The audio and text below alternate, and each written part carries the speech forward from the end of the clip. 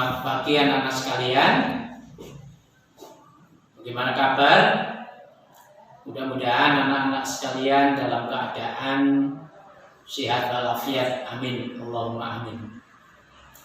Anak-anak sekalian yang saya cintai dan saya sayangi, untuk pertemuan pada pagi hari ini kita akan membahas tentang jual beli. Jual beli itu sudah sering kita laksanakan setiap saat. Oleh karena itu, lebih mendalam mari kita bahas bersama-sama. Yang pertama adalah terkait dengan pengertian jual beli. Itu apa? Jual beli menurut bahasa dari bahasa Arab al-bai'u, yang berarti tukar menukar. Sedangkan menurut istilah, jual beli adalah tukar menukar suatu barang dengan barang lain atau dengan uang dengan syarat dan rukun tertentu. Hal ini didasarkan atas firman Allah di dalam Quran surat Al-Baqarah ayat 275 dan juga Quran surat An-Nisa ayat 29 yang bunyinya A'udzubillahi minasyaitonirrajim. Bismillahirrahmanirrahim. Wa akalallahu bai'a wa karoma riba. Allah menghalalkan jual beli dan mengharamkan riba. Quran surat Al-Baqarah 275. Kemudian firman Allah yang lain, A'udzubillahi minasyaitonirrajim. Bismillahirrahmanirrahim. Ya ayyuhalladzina amanu la ta'kulu amwalakum bainakum bil batili ila an takuna tijaratan antaradin minkum. Al-ayat. Wahai orang-orang yang beriman, janganlah kamu saling memakan harta sesama kamu dengan cara yang batil, kecuali dengan jual beli atas dasar antaradin minkum, itu suka sama suka di antara kamu.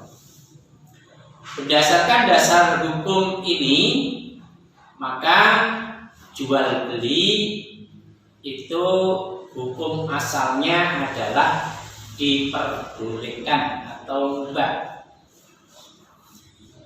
Nah, sekalian, agar jual beli yang kita lakukan itu syah menurut syarak. Oleh karena itu ada syarat dan rukun yang harus dipenuhi. Syarat syah untuk penjual dan pembeli, yaitu yang pertama adalah penjual dan pembeli itu harus sudah balik, artinya sudah dewasa. Lalu bagaimana untuk jual beli anak-anak? Untuk jual beli anak-anak atau yang belum balik, ya diperbolehkan selama jual beli itu nilainya kecil.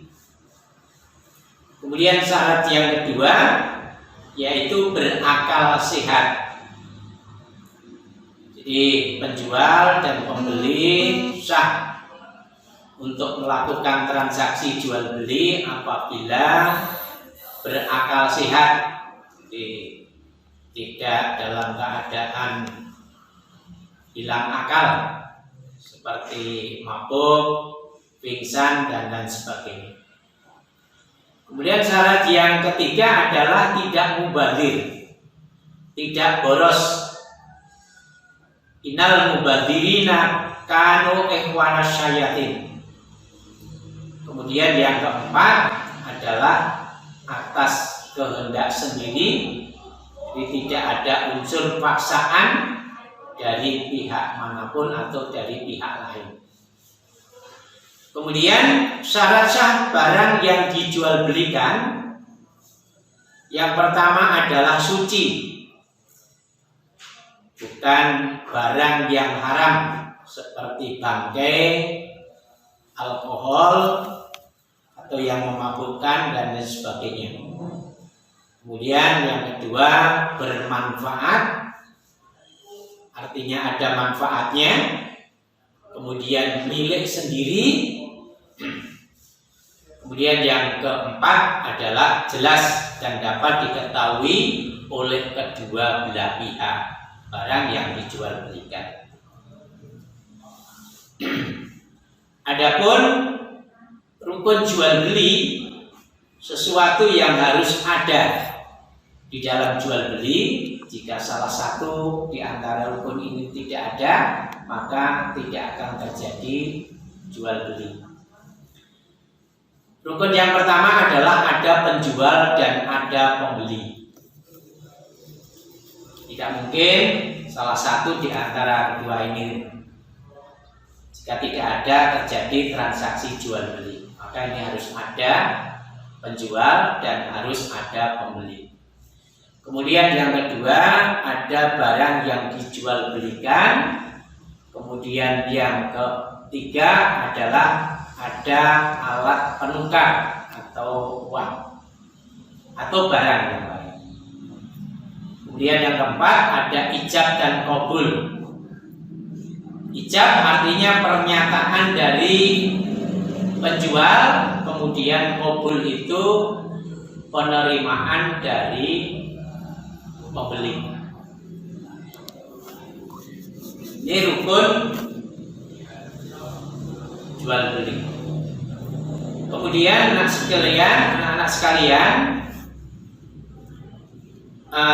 kita juga harus tahu tentang bentuk-bentuk jual beli yang terlarang. Jadi terlarang karena kurang syarat atau rukunnya. Tapi juga ada jual beli yang sah, artinya itu memenuhi syarat dan rukun jual beli tetapi dilarang. Adapun jual beli terlarang karena kurang syarat dan rukunnya, yang pertama itu adalah jual beli sistem ijon. Jadi barang yang dijual belikan itu belum jelas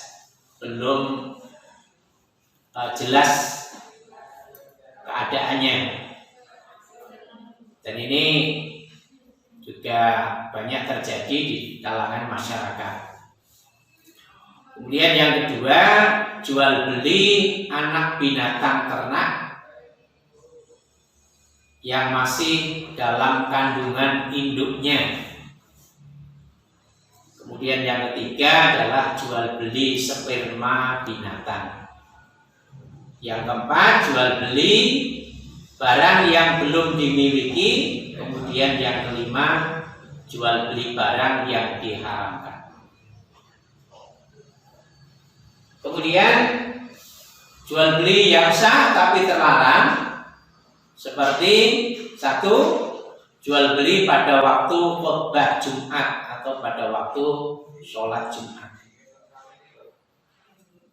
Kemudian yang kedua, jual beli dengan niat menimbun barang, padahal masyarakat masih sangat membutuhkan barang tersebut. Kemudian yang ketiga, membeli barang dengan menghadang penjual di luar pasar, sehingga penjual ini tidak tahu harga yang berada di pasar. Kemudian juga jual beli yang masih dalam tawaran orang lain, atau dengan istilah jual beli yang masih dalam masa khiyar. Insya Allah nanti akan saya jelaskan pada pertemuan yang akan datang. Kemudian yang kelima adalah jual beli dengan memainkan timbangan. atau jual beli dengan mengecoh penjual yang yang baik-baik itu di atas, kemudian yang di dalam itu adalah yang aib atau yang cacat. Anak-anak sekalian, inilah pembelajaran pada pertemuan kali ini kait dengan jual beli. Oleh karena itu, untuk tugas yang akan datang, untuk tugas pembelajaran ini mohon untuk diresum dari apa yang saya sampaikan. Kemudian nanti hasilnya dikirim ke saya melalui WA atau mungkin yang lain. Mari pembelajaran hari ini kita tutup dengan bacaan hamdalah. Alhamdulillahirabbil alamin. Akhirul kalam, wassalamualaikum warahmatullahi wabarakatuh.